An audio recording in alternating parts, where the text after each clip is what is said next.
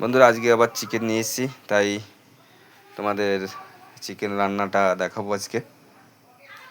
এই চিকেন ধুয়ে নিয়ে আসলাম। এই যে চিকেন ধুয়ে এসে একটু বড় বড় পিস করেছি। একা খাবো তো, তাই তোমরা সবাই চলে আসবে। এই মশলা করেছি আজকে। Thank you. কড়াইতে তেজপাতা আর দিয়ে দিলাম। ওটা দেওয়ার পরে মশলাটা দিয়ে দিলাম। মশলাটা একটু নাড়াচাড়া করে ব্রাউন করে নেব, কষিয়ে নেব।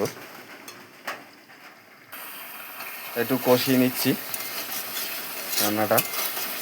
এদিকে ভাত ফুটছে, গ্যাসে বসিয়ে দিয়েছি।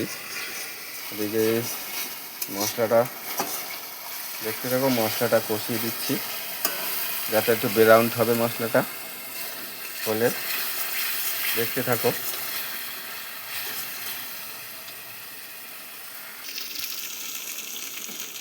মশলাটা ব্রাউন হয়ে আসছে, ব্রাউন হয়ে গেছে মশলাটা, মানে লালচা লালচা হয়ে গেল। একটু হলুদ দিয়ে দিলাম।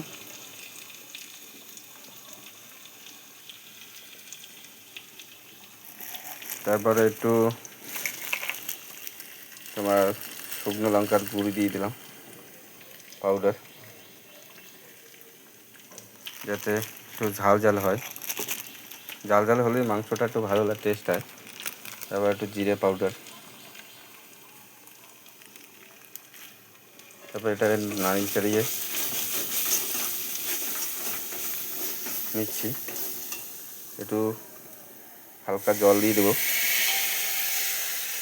যাতে আমার মশলাটা লেগে না পড়ে, মানে ওটা হলদে গুঁড়ো টুড়ো সব মিক্স হয়ে যাবে জলটা দিলে। মশলাটা দেখছি কীরকম হয়ে গেল, কি সুন্দর।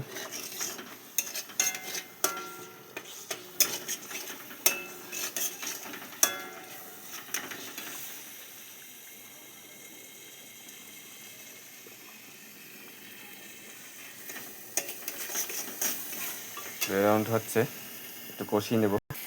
দেখো মশলাটা তেল ছেড়ে দিয়েছে, মানে কষানো হয়ে গেছে। এটা যখন ভাবছে যে তেলটা ছেড়ে দেবে মশলার, তখন ভাবছে কষানো হয়ে গেল, মশলাটা ব্রাউন হয়ে গেল। ঠিক আছে, তারপরে এর ভিতরে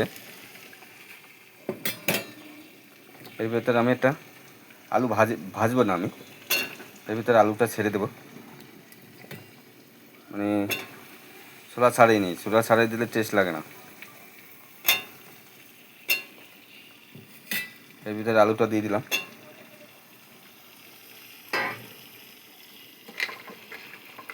আলুর ছোলাটাই নেই, আমরা তো ছোকলা ফেলেই দিয়ে খাই। এই আলুটারে একটু মশলার ভিতরে একটু কষিয়ে নেব। দেখছো, ওটার ভিতরে একটু কষিয়ে নেব যাতে আলুটার ভিতরে মশলাটার টেস্টটা ঢোকে।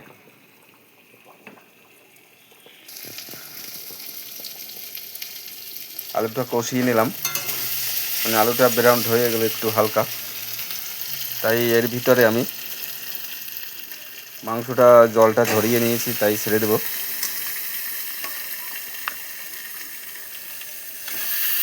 ভালো করে ধুয়ে নিয়েছি।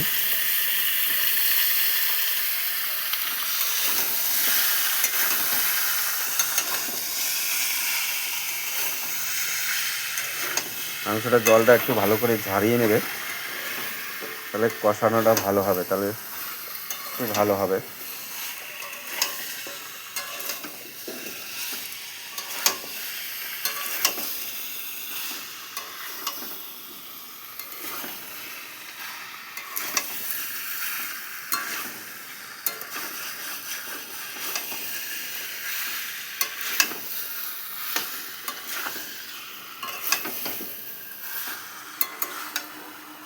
দেখি ভাতটা ফুটছে, কষিয়ে নিচ্ছি। মাংসটা ভালো করে কষিয়ে নিচ্ছি, মানে কষাটাই মানে কষাটাই মেইন। মাংসে যত ভালো করে কষাবে,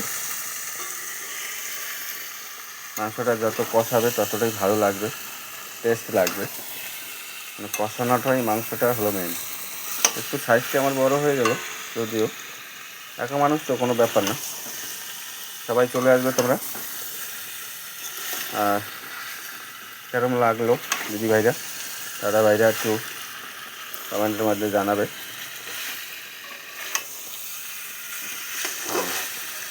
তো কষিয়ে নিচ্ছি ভালো করে, একটু ঢেকে দেব। একটু পরিমাণ মতো স্বাদের মতো নুন দিয়ে দেবো।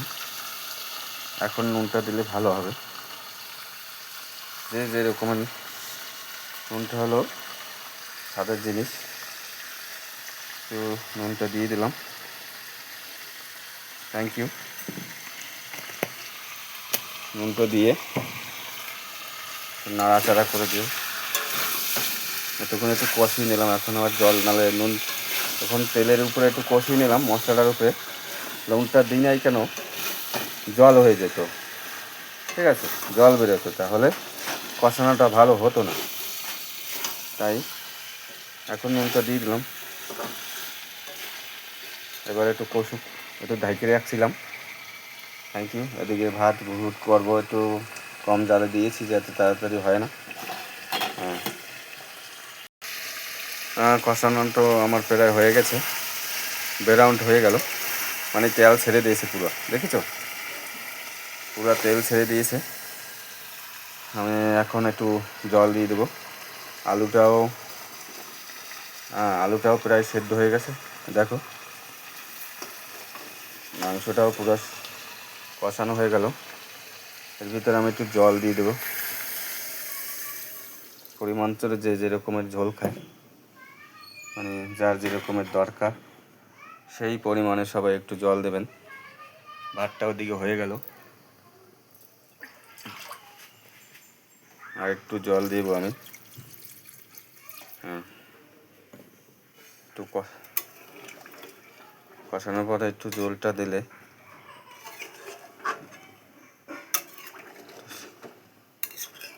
তো আমার বেশি দরকার হয় না ঝোল।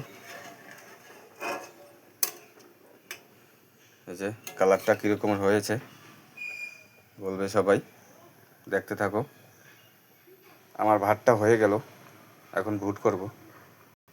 ভাতটা ভুট করে দিয়েছি, মাংসটা ফুটছে, মানে মানে কষানোর পরে যে জালটা হচ্ছে, একটু নেড়ে চেড়ে দিচ্ছি, ফুটে উঠছে সব।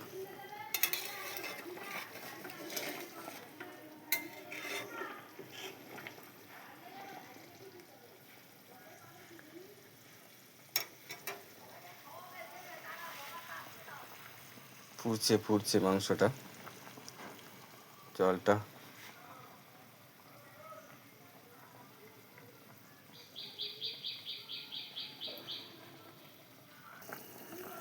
এখন আর ঢাকবো না, মানে তেল ছেড়ে দিয়েছে, তার মানে এখন ঢাকবো না, এখন খালিতেই মানে ফুটবো। ফুটছে তরকারিটা, রান্নাটা হচ্ছে, কালারটা চলে এসছে, তেলটা ভেসে গেছে পুরো, মানে সাইডে চলে এসছে।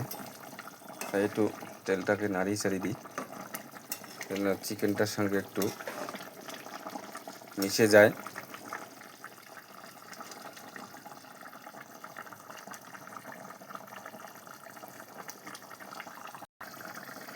ঝোলটা একদম গাঢ় হয়ে গেছে। আমি একটু মশলাটা দিয়ে দেব, গরম মশলাটা। এখানে গরম মশলাটা দিয়ে